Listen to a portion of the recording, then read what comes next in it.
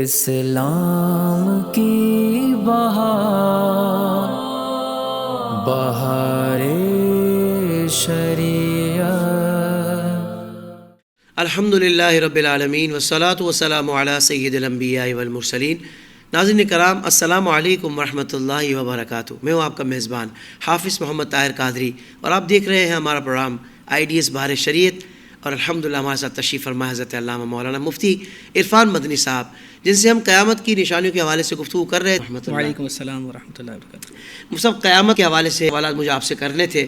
مفتی صاحب، یہ بھی سنا ہے کہ قیامت کا جو دن ہوگا وہ 50,000 سال کے برابر ہوگا ایک دن، تو اس ایک دن میں کیا کیا ہوگا قیامت کے اس دن کے اندر، یہ ارشاد فرمائیں۔ بسم اللہ والصلاۃ والسلام علی رسول اللہ۔ حدیث میں آئے کہ جب قیامت قائم ہوگی تو اس وقت لوگ برہنہ بدن اور برہنہ پاؤں اور نا ختنہ شدہ میدان معاشر میں آئیں گے، اللہ، اور اس وقت جو زمین ہوگی، روایت میں آیا یا تو وہ تانبے کی ہوگی، یا پھر فرمایا کہ وہ چاندی کی بالکل سفید ہوگی۔ یہ بھی روایت میں آیا کہ وہ روٹی کی ہوگی اور اسے جو وہاں پر مسلمان ہوں گے وہ اس سے کھاتے رہیں گے، یا فرمایا کہ وہ آگ کی ہوگی۔ اب یہ مختلف روایت آئیں تو اس پر علماء نے تطبیق دی تمام حدیثوں کو جمع کر کے کہ وہ جو حشر کی زمین ہوگی اس کے مختلف حصے ہوں گے۔ بعض حصے تو ایسے ہوں گے کہ وہاں پر روٹی ہوگی، اور بعض حصے ایسے ہوں گے کہ وہاں پر آگ ہوگی، اور بعض حصے ایسے کہ وہاں پر یہ چاندی کی مثل بالکل سفید زمین ہوگی۔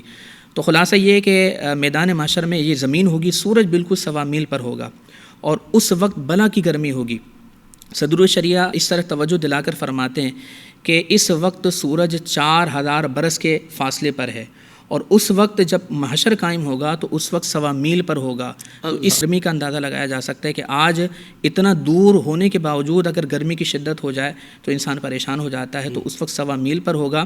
بھیجے کھولتے ہوں گے اور زبانیں پیاس کی وجہ سے، شدت پیاس سے سوکھ کر کانٹا ہو جائیں گی، اور انسان کے جسم سے پسینہ نکلے گا تو بعض کا پسینہ ٹخنوں تک، بعض کا گھٹنوں تک، اور بعض کا آدھے جسم تک، بعض کا اوپر تک، اور کفار جو ہے وہ اس پسینے میں جکڑے ہوئے ہوں گے۔ اور فرمایا کہ لوگ اسی حالت میں ہوں گے۔ کوئی ایسا ہوگا جس نے زکوٰۃ نہیں دی تھی تو اس کا مال جو سونا چاندی ہے، جس نے سونے چاندی کی زکوٰۃ نہیں دی تھی، وہ اس کے جسم پر مال اس کو ٹھوکر اور ٹکر مارتے ہوں گے، یا وہ جانور آئیں گے اور اس کو سینگ سے مارتے ہوں گے۔ اب لوگ اسی حالت میں ہوں گے، اور اس وقت اپنے جان پیشان والے سے دور بھاگے گا۔ باپ اپنے بیٹے سے بھاگے گا، کہیں ایسا نہ ہو کہ یہ اپنے حقوق کا مطالبہ کرے۔ بیٹی اپنے ماں سے بھاگے گی، جس کا جتنا زیادہ گہرا تعلق ہوگا وہ اس کو دے کر بھاگے گا، اور نفسا نفسی کا عالم ہوگا۔ آدم علیہ السلام کو حکم دیا جائے گا کہ آپ جنتیوں کو الگ کریں، جہنمیوں کو الگ کریں، تو اس وقت آپ 999 جہنمیوں کو علیحدہ کریں گے اور ایک جنتی کو علیحدہ کر دیں گے۔ تو اس وقت مارے خوف کے بچے بوڑھے ہو جائیں گے، حماقت ہو جائیں گے۔ یہ سمجھانے کے لیے فرمایا کہ اتنا زیادہ خوف اور اتنا زیادہ غم ہوگا کہ ہر نظر کانپ اٹھے گی۔ محشر کے دن خوف سے ہر کلے جائے گا، ہر شخص خوف میں مبتلا ہوگا۔ لیکن حافظ صاحب، یہاں پر ایک بات میں ذکر کروں، کچھ ایسے ہوں گے جو بالکل خوف نہیں ہوں گے۔ انبیاء کرام علیہ الصلوۃ والسلام بالکل خوف میں نہیں ہوں گے۔ اسی طریقے سے صالحین خوف میں مبتلا نہیں ہوں گے۔ اسی طریقے سے حدیث میں آیا 3 افراد ایسے ہیں کہ جو خوف میں مبتلا نہیں ہوں گے جب پریشانی لوگوں کو پریشان کر رہی ہوگی۔ فرمایا 3 ایسے لوگ ہوں گے کہ جو پریشانی میں نہیں ہوں گے، اور جب حساب و کتاب ہو رہا ہوگا تو وہ حساب و کتاب تک ایک کستوری کے ٹیلے پر ہوں گے۔ فرمایا کہ جو اللہ کی رضا کے لیے جس نے قرآن پڑھا اور پھر اسی قرآن سے لوگوں کی امامت کی اور لوگ اس کی امامت سے راضی ہیں۔ دوسرا فرمایا کہ وہ شخص کہ جس نے اللہ تبارک و تعالیٰ کی رضا کے لیے اذان دی اور اللہ کی رضا کے لیے لوگوں کو 5 نمازوں کی طرف بلایا۔ اور تیسرا فرمایا کہ وہ غلام کہ جو اللہ کے حقوق ادا کرنے کے ساتھ ساتھ اپنے آقا کے حقوق بھی ادا کرتا رہا۔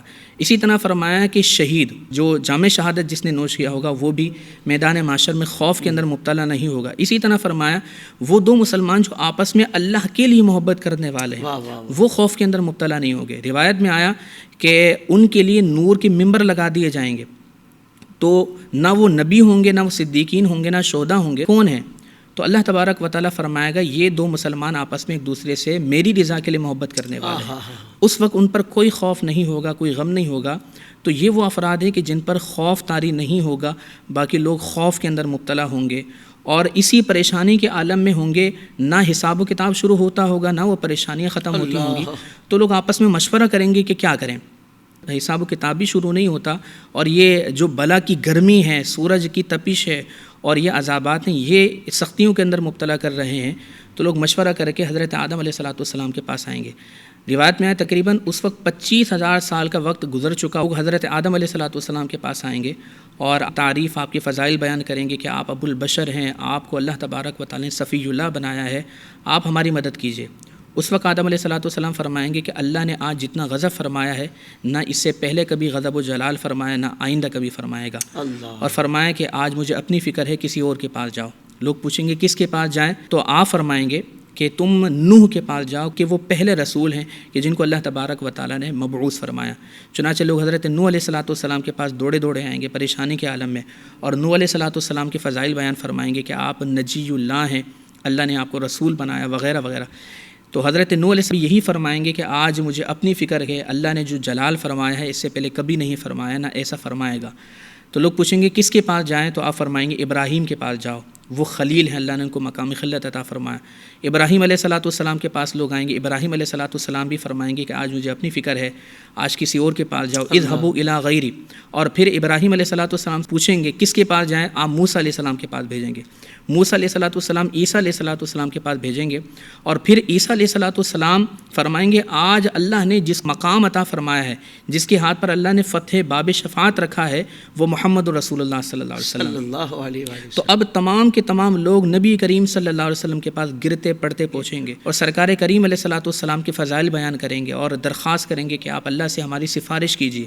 تو اس وقت سرکار کریم علیہ السلام ارشاد فرمائیں گے انا لہا، میں ہی ہوں جس کو اللہ نے یہ مقام عطا فرمایا۔ اور پھر سرکار کریم علیہ السلام اللہ کی بارگاہ میں سجدہ ریز ہوں گے، اور جب تک چاہے گا آپ سجدے میں رہیں گے، اور پھر اللہ تبارک و تعالی حکم فرمائے گا یا محمد ارفع رأسک وقل تسمع وسل تعطى واشفع تشفع، اے محمد آپ سر اٹھائیے اور آپ سوال کیجئے، آپ کو عطا کیا جائے گا، آپ کہیے آپ کی بات کو سنا جائے گا، اور آپ شفاعت کیجئے آپ کی شفاعت کی جائے گی۔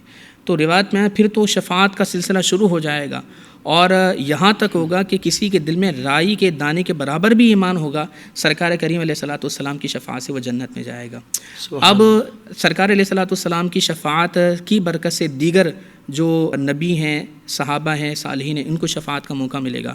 علماء شفاعت کریں گے، حفاظ کرام شفاعت کریں گے، حجاج کرام شفاعت کریں گے، یہاں تک کہ جب جنت میں لوگوں کو جانے کا حکم ہوگا، روایت میں آیا عابدین کو کہا جائے گا جنت میں داخل ہو جاؤ، علماء کو کہا جائے گا کہ رک جاؤ اور لوگوں کی شفاعت کرو۔ روایت میں آیا، صاحب بحر شریعت نے لکھا کہ یہاں تک کہ اگر کسی نے کسی عالم دین کو وضو کے لیے پانی بھی پیش کیا ہوگا، وہ یاد دلائے گا اور شفاعت کی گزارش کرے گا، تو وہ عالم دین ان کی شفاعت کریں گے، میں جائیں گے۔ اس کے بعد پھر اللہ تبارک و تعالیٰ کی بار کے لیے حاضر ہوں گے، حساب و کتاب ہوگا، اور پھر جو نیک اعمال کرنے والے ہوں گے ان کو جنت میں جانے کا حکم ہوگا، جو برائی کرنے والے ہوں گے، کافر ہوں گے، مشرکین ہوں گے، ان کو جہنم میں داخل کر دیا جائے گا۔ اللہ اکبر۔ اب صاحب یہ بتائیے کیا حساب و کتاب ہر ایک سے ہوگا قیامت میں؟ دیکھیں، حساب و کتاب حق ہے، اللہ تبارک و تعالیٰ بندوں سے حساب و کتاب لے گا۔ جو نیک اعمال کرنے والے ہیں ان کو جنت میں داخل کیا جائے گا، جو برے اعمال کرنے والے ہیں یا جو کفار و منافقین ہیں ان کو جہنم میں داخل کیا جائے گا۔ لیکن اللہ تعالیٰ کے بے شمار بندے ایسے ہیں کہ جو بلا حساب و کتاب داخل جنت ہوں گے۔ روایت میں آیا کہ تقریباً 70,000 افراد بلا حساب داخل جنت ہوں گے، اور پھر فرمایا ان 70,000 میں سے ہر ایک کے ساتھ 70,000 اور داخل ہوں گے، اور پھر فرمایا مزید 3 جماعتیں اور ہوں گے۔ اب یہ کون ہوں گے؟ روایت میں ہے جیسے کثرت سے درود شریف پڑھنے والا بلا حساب جنت میں داخل ہوگا۔ اسی طرح فرمایا تہجد پڑھنے والے افراد بلا حساب داخل جنت ہوں گے۔ پھر جسے اللہ تبارک و تعالیٰ چاہے وہ بلا حساب جنت میں داخل ہوگا۔ واہ واہ، سبحان اللہ سبحان اللہ۔ مفتی صاحب یہ بھی سنا ہے کہ بھائی کچھ کو نامہ اعمال دائیں ہاتھ میں عطا ہوگا، کچھ کو بائیں ہاتھ میں الٹے ہاتھ میں عطا ہوگا، اس سے کیا مراد ہے، اس کا کیا مطلب ہے؟ قرآن مجید فرقان حمید نے اس کا ذکر فرمایا ہے فَأَمَّا مَنْ أُوتِيَ كِتَابَهُ بِيَمِينِهِ فَسَوْفَ يُحَاسَبُ حِسَابًا يَسِيرًا، جن کو ان کے دائیں ہاتھ میں نامہ اعمال دیا جائے گا تو ان کے لیے حساب میں آسانی ہوگی۔ ٹھیک ہے، دائیں ہاتھ میں نامہ اعمال دینے کا ہوگا کہ یہ کامیاب ہو چکا ہے اور اس کے لیے اللہ تبارک و تعالیٰ آسانی فرمائے گا، یہ نجات پا جائے گا۔ جسے بائیں ہاتھ میں نامہ اعمال دیا جائے تو اس بات کی علامت ہوگی کہ یہ شخص نجات نہیں، جگہ سے اسے مردود قرار دے دیا جائے گا، یہ جہنم میں داخل ہوگا۔ تو دائیں ہاتھ میں نامہ اعمال ملنے کا مطلب نجات پا جانا، اور بائیں ہاتھ میں نامہ اعمال ملنے کا مطلب یہ ہوگا کہ اللہ تبارک و تعالیٰ کی بارگاہ سے کامیابی نہ ملنا یا ناکامی ہونا۔ صحیح ہے مفتی صاحب۔ وہ میزان کا ہم سنتے ہیں کہ قیامت میں ایک میزان ہوگا جس پر اعمال تولے جائیں گے، تو یہ جو دنیاوی ترازو ہوتا ہے یہ اس طرح کا ہوگا یا مختلف ہوگا اس سے؟ دیکھیے روایت میں آیا ہے کہ میزان کی ایک ڈنڈی ہوگی اور اس کے 2 پلڑے ہوں گے. ٹھیک ہے. لیکن یہ اس کی ہیئت، اس کی شکل کیا دنیاوی میزان جیسی ہوگی یہ ہم یقینی طور پر نہیں کہہ سکتے. اس کی کیفیت کیا ہے، اس کی حقیقت کیا ہے وہ اللہ تعالیٰ جانتا ہے.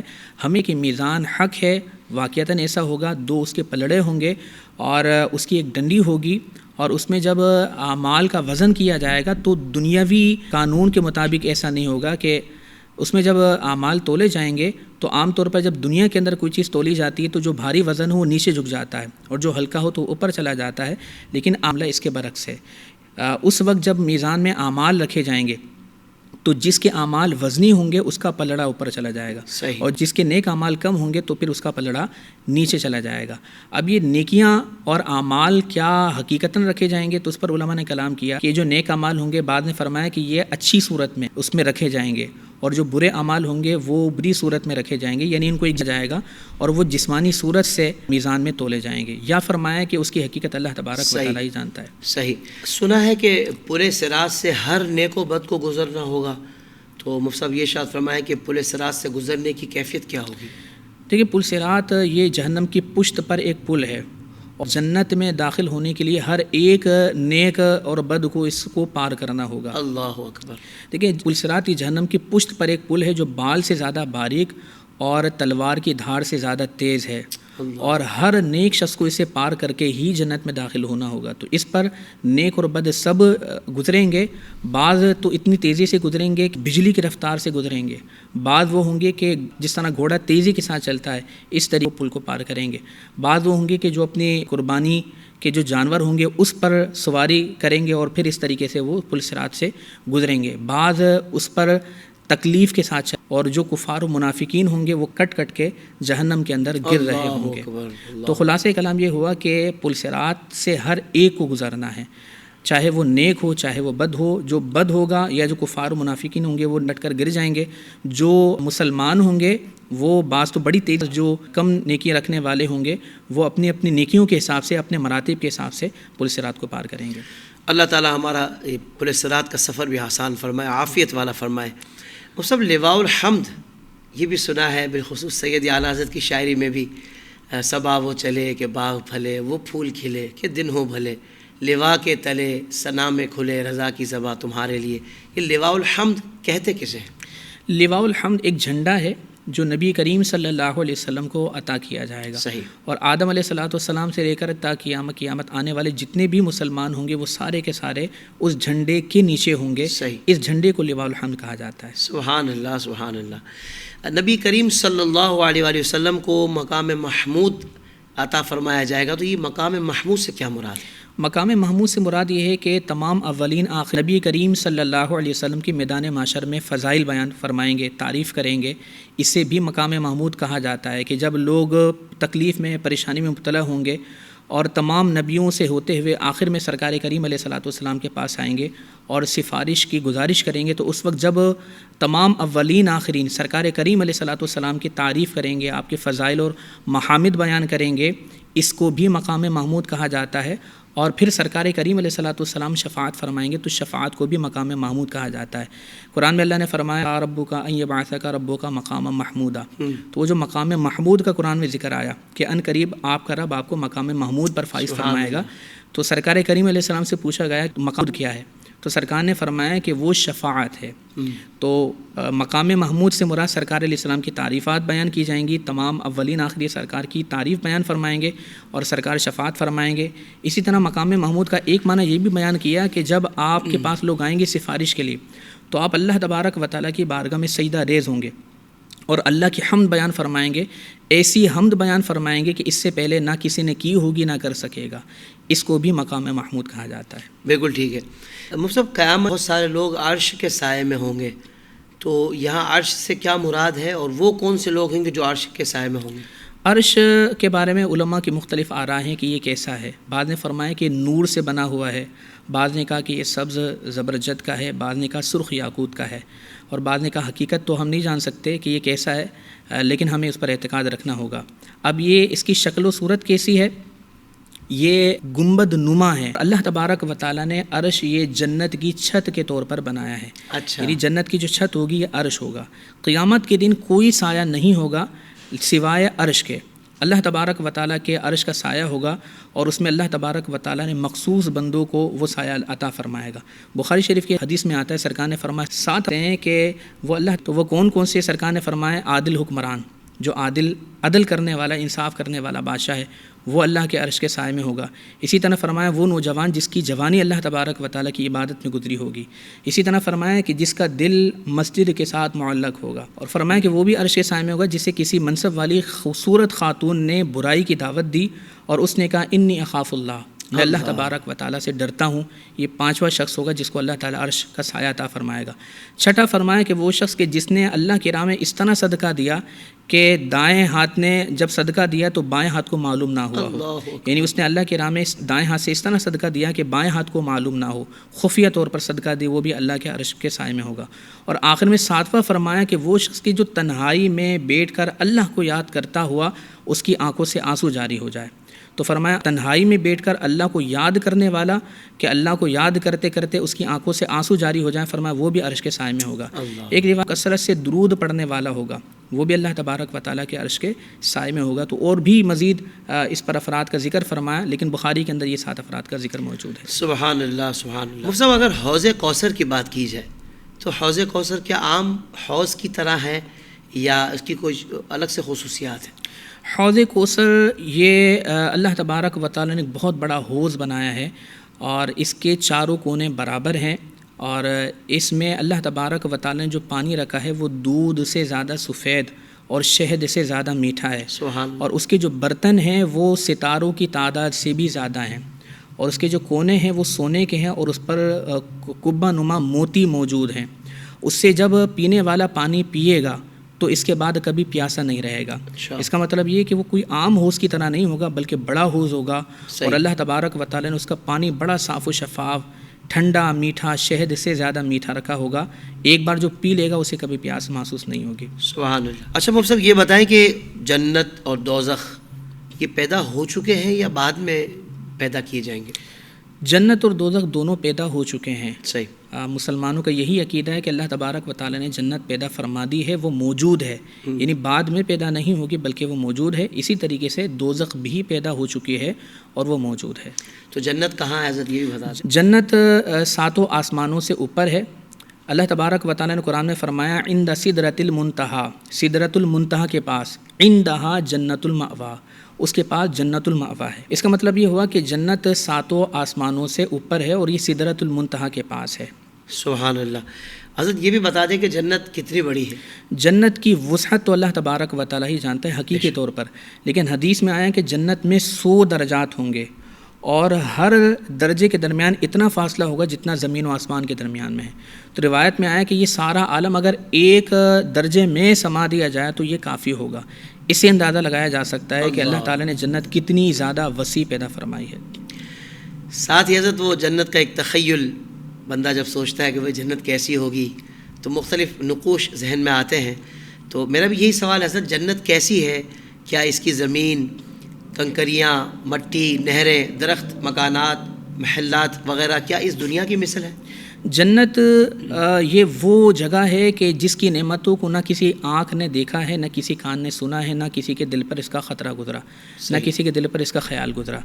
سرکار کریم علیہ الصلوۃ والسلام کے حدیث کے مطابق اس کی جو مٹی ہے وہ زعفران کی ہوگی اور اس کی جو دیواریں ہیں وہ سونے چاندی کی ہوگی، یعنی ایک سونے کی اینٹ اور ایک چاندی کی اینٹ، اور اس کا جو گارا ہوگا وہ مشک کا ہوگا.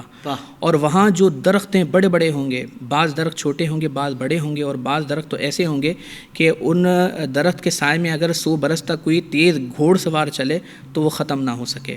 جنت میں ایک درخت ہے جس کا نام طوبہ ہے اور اس درخت کی شاخ ہر جنتی کے گھر کے اندر موجود ہوگی اور اس کے مختلف رنگ ہوں گے. سوائے سیاہی کے اس میں مختلف رنگ ہوں گے، مختلف پھل اور میوہ جات اس درخت کے اندر موجود ہوں گے. باقی جو درخت ہوں گے ان کے بارے میں فرمایا کہ جتنی بھی درخت جنت کے اندر موجود ہوں گے ان کے جو تنے ہیں وہ سونے کے ہوں گے. اچھا. اور جب جنتی کو پھل کی خواہش ہوگی تو اسے توڑنے کے لیے مشقت کرنے کی ضرورت نہیں پڑے گی، بلکہ وہ شاخ نیچے آئے گی اور آسانی کے ساتھ ایک جنتی اسے پھل توڑ کر کھا سکے گا. وہاں کے جو محلات ہیں بڑے بڑے ہوں گے، اور ایسے محلات ہوں گے کہ ان کے اندر سے باہر کا حصہ، باہر سے اندر کا حصہ نظر آئے گا. بعض محلات تو 60 میل چوڑے ہوں گے، بعض اس سے چھوٹے ہوں گے. ہر جنتی کو اس کی نیکیوں کے مطابق محلات عطا کیے جائیں گے. وہاں موتیوں کے خیمے موجود ہوں گے. وہاں کی نہریں زمین کھود کر جاری نہیں ہوگی، بلکہ بالکل زمین کے اوپر ہوں گی. اور وہ 4 نہریں ہوں گی، پانی کی، دودھ کی، شہد کی، شراب کی. لیکن وہ دنیاوی شراب کی مثل شراب نہیں ہوگی، بلکہ قرآن نے شرابن طہورا کہا. بالکل پاکیزہ شراب ہوگی کہ جو پینے کے بعد انسان کے کھانے کو ہضم کر دے گی. وہاں جو کھانے ہوں گے، ایک ایک نوالے میں 70 ذائقے ہوں گے. یہاں تک کہ اگر کسی نے نوالا کھانے کے بعد کسی چیز کا ارادہ کیا ہوگا تو وہ کھانا اس کھانے سے بدل جائے گا جس کا وہ خیال کرتا ہے. جب وہ پانی پینے کا ارادہ کرے گا تو خود بخود اس کے سامنے گلاس آ جائے گا، اور اس میں جتنی مقدار میں وہ پانی پینا چاہتا ہے اتنی مقدار میں گلاس کے اندر پانی آ جائے گا. اگر وہ کسی سے ملاقات کرنے کا ارادہ کرے گا تو ایک قالین تخت آئے گا اور یہ اس پر براجمان ہوگا، اور پھر یہ قالین تخت اس کو اس شخص سے ملاقات کروانے کے لیے لے جائے گا. وہاں کے جو لباس اور ملبوسات ہوں گے وہ باریک موٹے سبز ریشم کے لباس وہاں پر موجود ہوں گے. یہ اللہ تبارک و تعالیٰ نے جنت میں نعمتیں رکھی ہیں. سبحان اللہ، سبحان اللہ، سبحان اللہ. حضرت وہ جنت کی بات نہیں کہ جو معمولات ہیں اس سے متعلق بہت ساری سوالات ہمارے ناظرین کے ذہن میں بھی ہوں گے، مگر تھوڑا سا آپ کو انتظار کرنا ہوگا کیونکہ ہمارے اس ایپیسوڈ کا وقت یہاں مکمل ہوا ہے. اب جو بہت سارے اندر جنت میں نعمتیں اللہ تعالیٰ نے رکھی ہیں اس کے حوالے سے ہم بہت سارے سوالات مفتی صاحب سے کریں گے، مفتی صاحب ادا کریں گے اور آپ سے اجازت لیں گے تاکہ ہم اس پروگرام کو وائنڈ اپ کر سکیں، اور نیکسٹ پروگرام میں انشاءاللہ آپ سے اس حوالے سے سوالات پوچھیں گے. ناظرین کرام، اپنا بہت خیال رکھیے گا. بہت شکریہ. السلام علیکم ورحمۃ اللہ وبرکاتہ.